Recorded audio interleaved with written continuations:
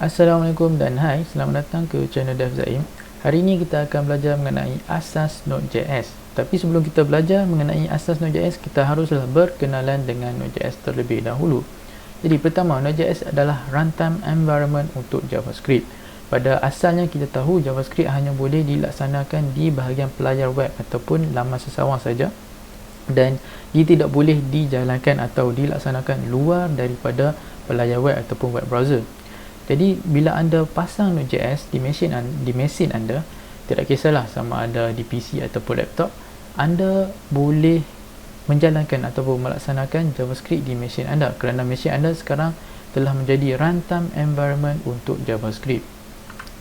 Okey, jadi Node.js menggunakan engine V8 yang telah dibangunkan oleh Google. Dan terakhir sekali, Node.js adalah single threaded, bermaksud dia hanya ada single proses dan juga single thread. Okey, jadi sebagai contoh, pada asalnya, okey, contoh ini adalah line untuk execution. Anda ada 3 proses yang perlu dilaksanakan. Dan proses A ni, dia akan membuat panggilan kepada mana-mana API dan dia mengambil masa selama 4 saat untuk tunggu nilai ataupun respon daripada API tersebut. Dan bila A ni dan B, bila B pula dia mengambil masa 2 saat untuk melaksanakan dia punya proses, dan C juga mengambil masa 2 saat untuk menjalankan dia punya proses. Okey, sebagai contoh, jika A jalan terlebih dahulu, dan dia pergi panggil API di luar daripada aplikasi anda lah, dan sementara dia memanggil API ini, kalau anda perasan di sini dia kosong, dia tiada apa-apa yang berlaku, tiada pemprosesan yang berlaku di sini. Jadi di sini B dan C sedang menunggu giliran mereka untuk dilaksanakan di bahagian runtime ini. Tetapi memandangkan A sekarang dia block ataupun dia tahan B daripada C melaksanakan proses masing-masing, kerana dia masih lagi menunggu respon daripada API yang dipanggil. Setelah API yang dipanggil itu memberi semula respon, dan A berada di sini. Dan kalau anda perasan, di sini dia telah mengambil masa 4 saat, dan baru B boleh dilaksanakan di sini, dan B di sini, dan dia mengambil masa selama 2 saat, dan barulah C dilaksanakan di hujung dan dilaksanakan selama 2 saat. Kalau anda lihat di sini, kita telah mengambil masa selama 8 saat untuk menghabiskan keseluruhan proses ABC ini. Tetapi di dalam Node.js ni, dia mempunyai satu kelebihan, dia menggunakan asynchronous. Okey, jadi saya akan tunjukkan asynchronous. Sebelum tu calling. Okey, jadi asynchronous saya akan menggunakan warna biru lah. Okey, jadi A, B dan juga C. Okay, jadi A ni macam biasa, dia mengambil masa 4 saat dan dia akan panggil API dan dia akan tunggu nilai tersebut daripada API, dia akan tunggu respon daripada API. B akan melaksanakan selama 2 saat dan C juga akan melaksanakan selama 2 saat. Okey, contoh, jika ada satu execution time di sini dan A akan dijalankan terlebih dahulu di sini, dan bila A dia panggil API, dia kena tunggu selama 4 saat. Dan bila Node.js ni dia melaksanakan asynchronous, bermaksud sementara A ni menunggu respon daripada API yang dipanggil, B dibenarkan untuk dilaksanakan di sini. Okey, jadi dia dibenarkan untuk dilaksanakan di sini dan dia tidak diblok ataupun dia tidak ditahan oleh proses A tadi ni.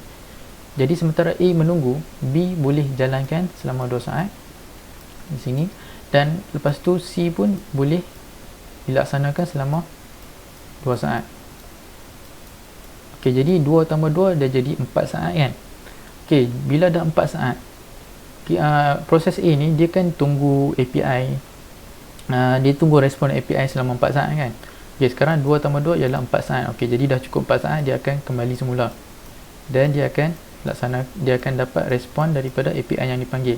Kalau anda lihat di sini, masa yang diambil hanyalah 4 saat. 2 dan 2 di sini. Jadi bila dia menggunakan asynchronous, dia berjaya menjimatkan masa pemprosesan untuk setiap proses tersebut. Jadi bagi saya ini adalah salah satu kelebihan Node.js lah, dia menggunakan asynchronous. Okey, dan kepentingan untuk Node.js, pertama dia boleh melaksanakan JavaScript di luar laman sesawang. Jadi mungkin anda tertanya apa yang kepentingannya kan.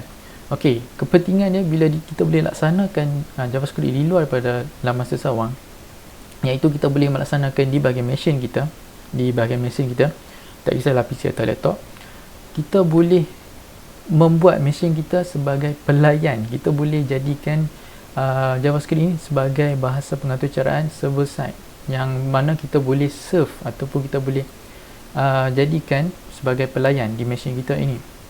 Dan bila kita boleh menggunakan JavaScript di bahagian backend ataupun di bahagian pelayan, kita akan menjadi full stack developer jika kita sebelum ini adalah front end developer yang memang mahir dalam menggunakan JavaScript. Jadi bagi saya, bila kita mahir JavaScript untuk front end dan back end, okay, contohlah anda ada satu team dan dalam team anda ada back end dan juga front end. Back end anda menggunakan PHP dan front end anda menggunakan JavaScript, dan PHP anda akan mempunyai, untuk bahagian back end akan ada 2 orang yang mengendalikan PHP, dan di bahagian front end akan ada 2 orang untuk mengendalikan JS. Okay, jadi bayangkan anda mempunyai masalah di bahagian back end dan anda perlukan penyelesaian untuk masalah tersebut dengan segera. Dan memandangkan sekarang anda hanya ada 2 orang untuk memikirkan penyelesaian untuk masalah tersebut, dan anda perlukan penyelesaian tersebut dengan cepat. Jadi employer ataupun syarikat anda terpaksa membayar lagi seorang ataupun lebih lah PHP developer untuk masuk ke dalam tim anda untuk membantu anda menyelesaikan masalah tersebut. Di sini akan merugikan wang anda dan merugikan masa anda. Tetapi jika back end anda menggunakan JS, back end dan front end anda adalah berada dalam satu kumpulan. Jadi bila back end menghadapi masalah dan memerlukan penyelesaian, anda tidak perlu bimbang kerana front end anda juga menggunakan JS, back end anda juga menggunakan JS. Anda mempunyai 4 orang. Okey, kan kat sini 2 orang PHP dan 2 orang JS. Okey, jadi kita gunakan jumlah yang sama, 2 orang di bahagian front end dan 2 orang juga di bahagian back end. Dan sekarang kita mempunyai 4 orang untuk memikirkan penyelesaian untuk sesuatu masalah. Bagi saya, bila Node.js dia boleh dilaksanakan di bahagian back end, dia menyelesaikan masalah kita secara indirectly, secara tidak langsung, dengan jumlah developer yang berkemahiran JavaScript lebih ramai lah dalam kumpulan tersebut.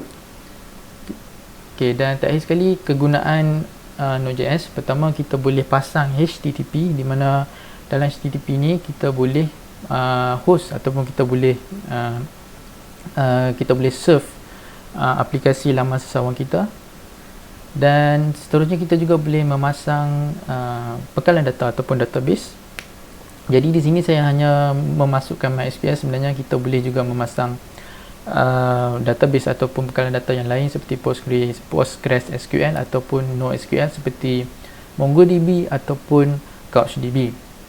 Dan kita juga boleh memasang framework, dan di sini saya hanya masukkan Express sajalah. Terdapat banyak lagi framework di luar sana. Dan di framework ini anda bolehlah pasang mana-mana library yang membantu anda untuk membina API, membantu anda untuk membina routes, membantu anda untuk mengawal menggunakan controller dan sebagainya lah. Dan terakhir sekali adalah Stripe. Maksud saya di sini adalah kita boleh pasang servis third party ke dalam Node.js. Bukan ke dalam lah, maksud saya dalam kita punya backend ataupun di bahagian pelayan kita ni. Jadi Stripe ni kita kena pasang dia dalam Node.js sebab Stripe kita tahu dia adalah salah satu payment gateway seperti Maybank to You, CIMB, Click dan juga JomPay lah. Itu adalah contoh yang paling terdekat dengan negara kita ni.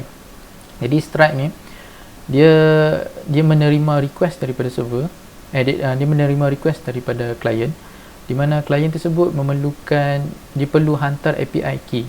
Jadi API key ni dia bahaya kerana Stripe dia mengenal pasti seseorang itu menerusi API key ini. Jadi kalau API key ini dimasukkan di bahagian front end JavaScript yang digunakan di bahagian front end, dia akan mendedahkan API key tersebut kepada penggodam, dan penggodam boleh menggunakan API key tersebut untuk memecah masuk ataupun membuat request kepada pelayan di bahagian Stripe, dan Stripe akan mengenal pasti bahawa oh, dia ni memang orang yang ialah si fulan lah. Jadi penggodam tersebut bolehlah curi duit anda yang terdapat di dalam Stripe ni lah. Jadi bahayalah kat situ kan. Jadi Stripe ni anda kena pasang di bahagian Node.js, anda kena masukkan API key, anda kena simpan API key anda di bahagian pelayan. Jadi anda tidak dedahkan nilai API key yang bahaya ini kepada penggodam. Okey, cukup dengan pengenalan Node.js. Kita akan membuat coding sikit lah mengenai asas Node.js ni. Setelah kita dah berkenalan dengan Node.js, jadi sekarang kita nak guna Node.js lah kan. Kita nak laksanakan coding JavaScript luar daripada player web ataupun laman sesawang. Jadi sebelum kita boleh menggunakan Node.js, sudah tentulah kita kena pasang Node.js di dalam mesin kita. Saya pergi ke laman sesawang rasmi Node.js, saya pergi ke bahagian download dan saya akan pilih LTS, di mana ditulis recommended for most users. Dia menyarankan kebanyakan pengguna untuk menggunakan LTS di sini. Dan saya dah pilih Windows installer, saya pun dah install. Jadi anda tak perlu risau kalau keluar macam ni. Anda cuma tekan next, tekan OK dan anda cuma install macam biasa. Dia tak ada apa-apa yang fetchy, dia tak perlukan anda untuk tick apa-apa ke, apa-apa checkbox ke, tak ada. Anda just tekan next dan anda tekan install saja. Okey, jadi finish, dan kita akan, dan sepatutnya anda akan dapat Node.js begini. Jadi bila saya tekan Node.js, saya hold control dan saya pakai scroll, saya nak zoom. Okey, lepas tu saya turunkan sikit. Okey, kan saya cakap dengan Node.js ni kita boleh melaksanakan JavaScript luar daripada player web. Jadi kita akan lihat, jadi di dalam JavaScript untuk kita mencipta pun boleh ubah ataupun variable, kita selalunya menggunakan let, var ataupun constant. Tapi dalam case ni saya akan menggunakan let x sama dengan 5, dan bila saya tekan x, dia akan keluarkan nilai 5. Jadi bukan setakat itu saja, kita juga boleh menggunakan if else statement, tapi saya akan guna if sahaja di sini. Okay, if x sama dengan 5, saya tekan enter, console.log nilai ialah x, tutup, dan kita akan dapat nilai ialah 5. Tetapi bila x kita tukar jadi 6,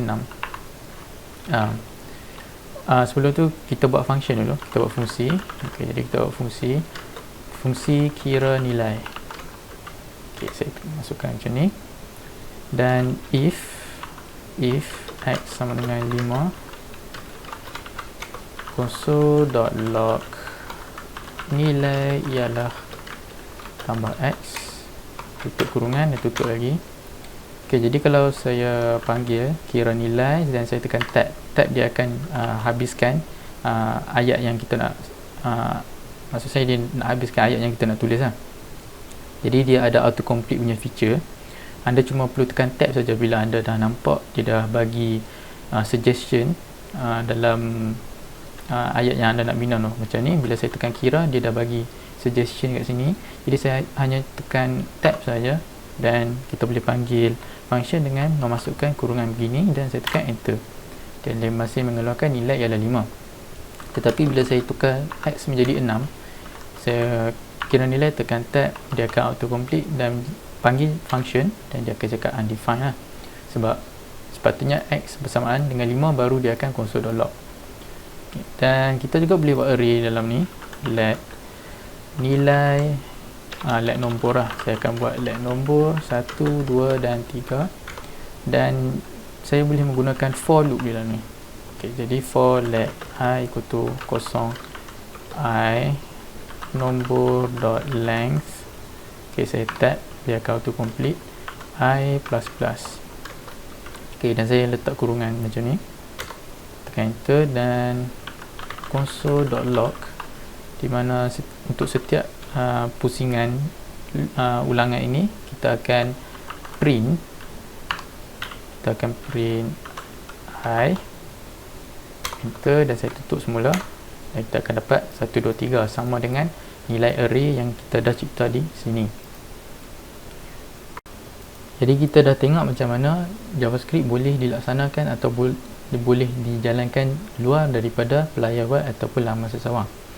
Jadi sekarang ni kita akan menggunakan Node.js ni, sebab Node.js ni dia ada beberapa library yang telah disediakan di mana kita boleh mengakses file, dan kita juga boleh mengakses data mengenai komputer ini. Jadi bagi saya Node.js ni bila dia mempunyai kemampuan seperti ini, bagi saya dia agak bahaya jugalah, sebab dia boleh mungkin bergodam, dia bijak, dia boleh mendapatkan data-data kita menerusi Node.js, dan dia boleh menghantar data tersebut menggunakan pelayan, menggunakan Node.js sebagai pelayan.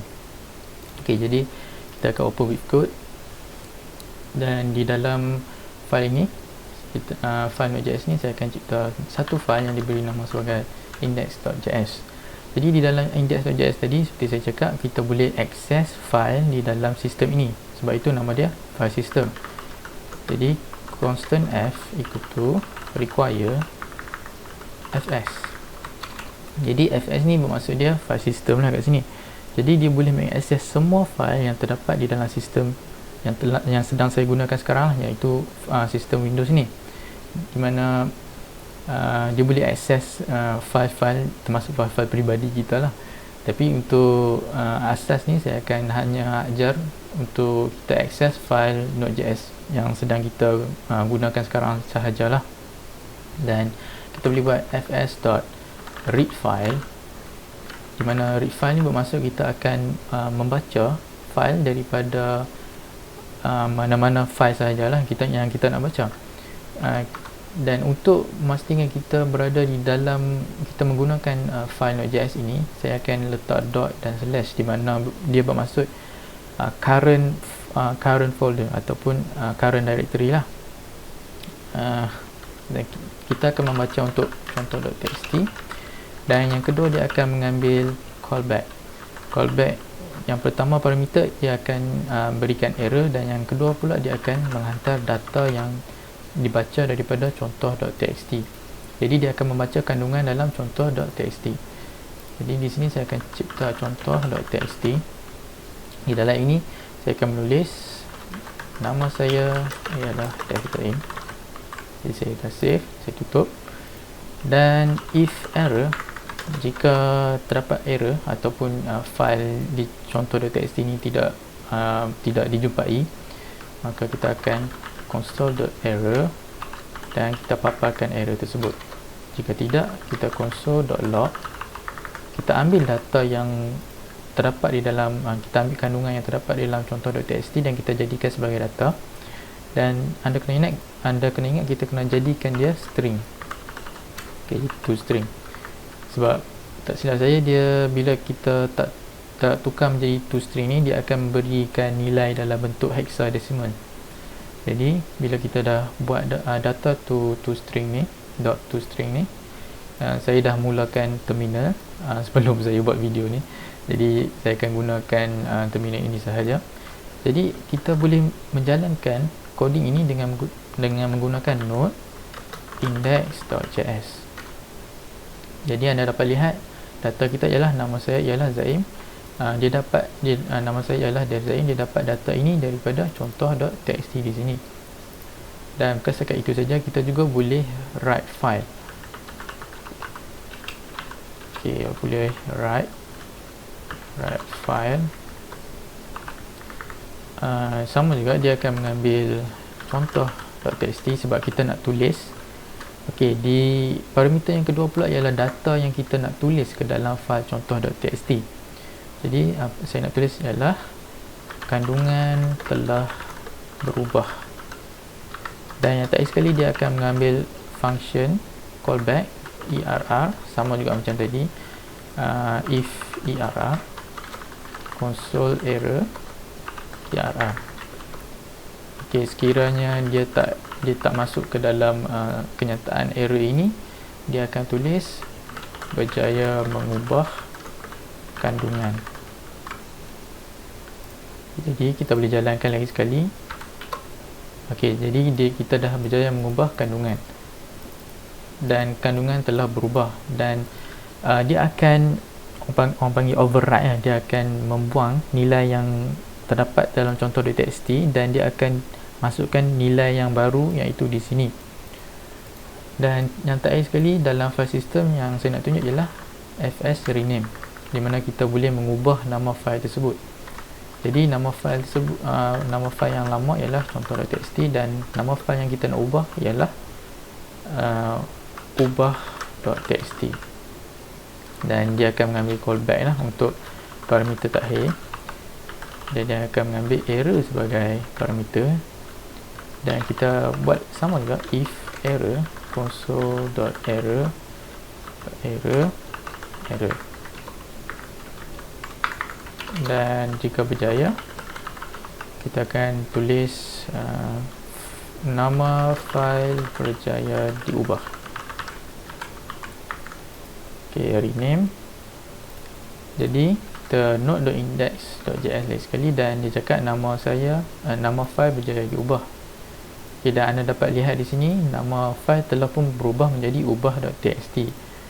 Jadi dengan menggunakan Node.js dan mempunyai kemampuan untuk orang panggil mempunyai kemampuan untuk mengubah nama, untuk mengubah kandungan file tersebut, mengubah nama file tersebut, bagi saya agak menakjubkan jugalah untuk satu bahasa pengaturcaraan yang asalnya untuk laman sesawang. Selain itu, bukan kita boleh akses file system saja, kita juga boleh mengakses mengenai OS ataupun operating system. Jadi saya akan padamkan semua mengenai fs di sini. Saya akan menggunakan constant OS require OS,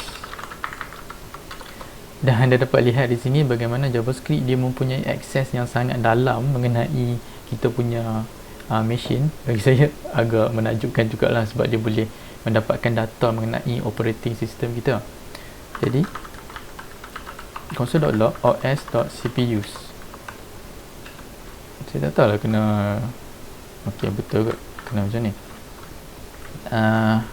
Kita tengok dulu cpus ni. Okey, jadi saya clear kot cls. Okey, cls node.index.js, dan anda dapat lihat dia memaparkan butiran ataupun info mengenai saya punya CPU. Jadi sekarang ni saya memang menggunakan AMD Ryzen 5 2400G, dan AMD Ryzen 5 ni dia ada 8 thread. Okey, jadi kita berkira ini adalah thread pertama, kedua, ketiga, keempat, 5, 6, 7 dan 8, dan dia memaparkan data-data ataupun info mengenai ke-8 thread saya. Jadi selain itu kita juga boleh lihat platform apakah yang sedang kita gunakan. Jadi saya akan tutup CPU ni, tengok index.js, dan kita sedang menggunakan Windows 32. Apa lagi kita ada? Okay, saya akan copy macam ni, tutup platform, dan kita juga ada untuk type,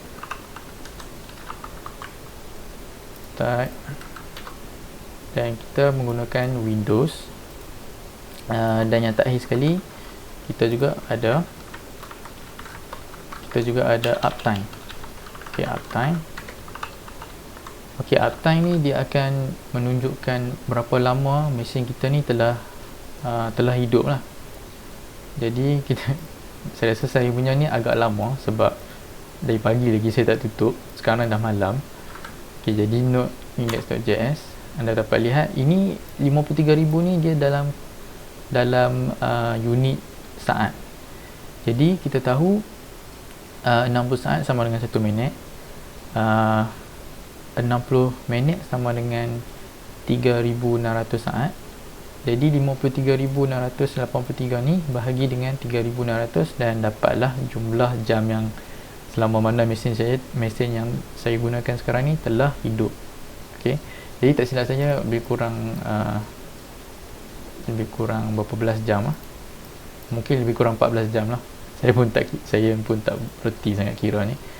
Okey, jadi itu saja yang kita boleh, bukan setakat ini saja yang boleh kita buat untuk OS. Banyak lagi, tapi saya tunjuk sedikit sajalah bagaimana kita boleh gunakan Node.js untuk mendapatkan info ataupun butiran mengenai kita punya OS. Untuk bahagian yang terakhir, kita akan membuat ataupun kita akan membangunkan satu web server yang asas sahaja dengan menggunakan Node.js. Jadi kalau anda ingat, saya ada cakap yang kita boleh menjadikan Node.js sebagai client di mana dia akan host dan serve kita punya laman seseorang.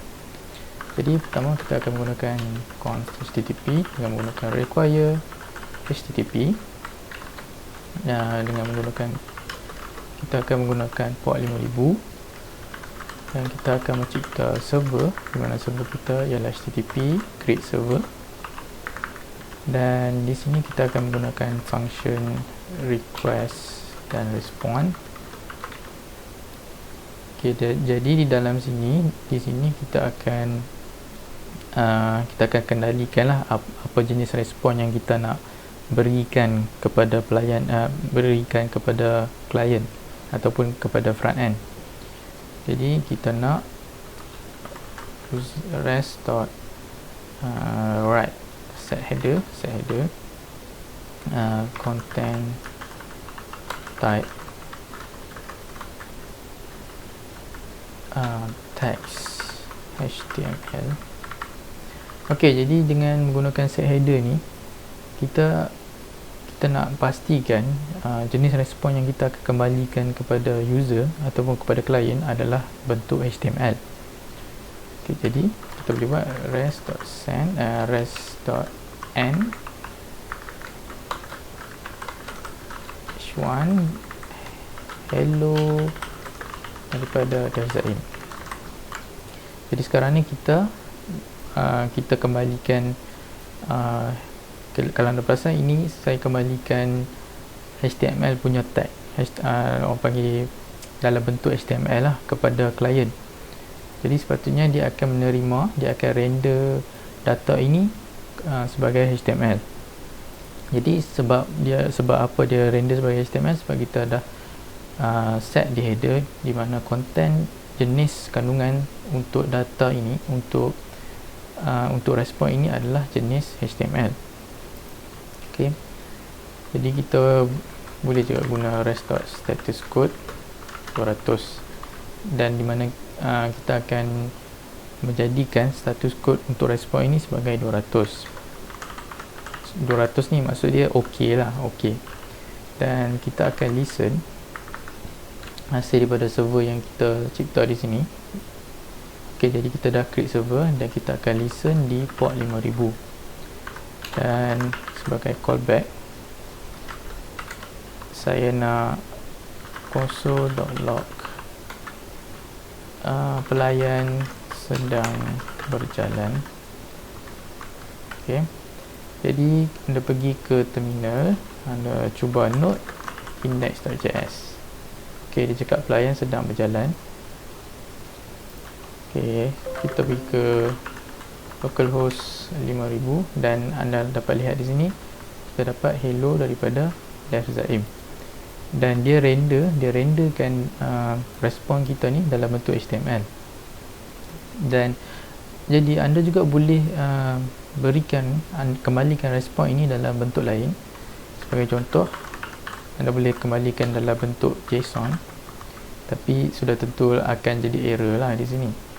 Jadi ok, jadi saya stop dan saya jalankan semula, dan bila saya refresh, nampak dia akan render dalam bentuk JSON.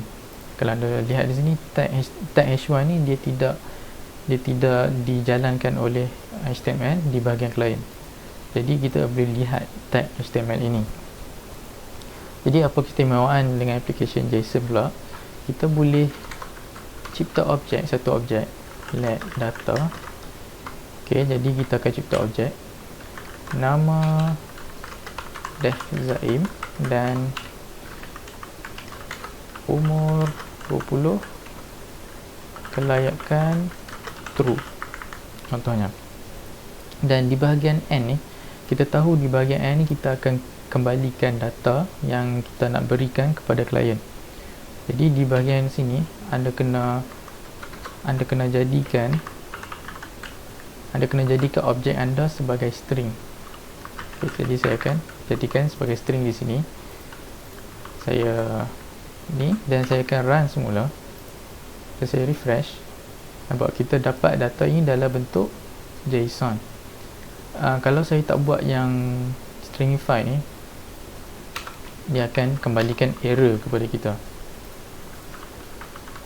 Okay, jadi note bila saya refresh, nampak dia akan ambil masa yang lama dan dia akan paparkan di site can be reached, dan di sini dia akan tunjuklah error yang berlaku di mana anda cuba memberi ataupun menghantar nilai bentuk data objek. Nampak di sini dia cakap kita cuba berikan dalam bentuk data objek, bukannya dalam bentuk data string. Di sini dia ada beritahu dia nak dalam bentuk string, dan kerana itu saya kena buat json.stringify, dan di mana kita perlu objek kita ni kita menjadikan dia dalam bentuk string, dan barulah dia akan berjalan seperti biasa. Ok, jadi saya rasa setakat itu saja video untuk kali ini. Terima kasih kerana menonton. Assalamualaikum dan salam sejahtera.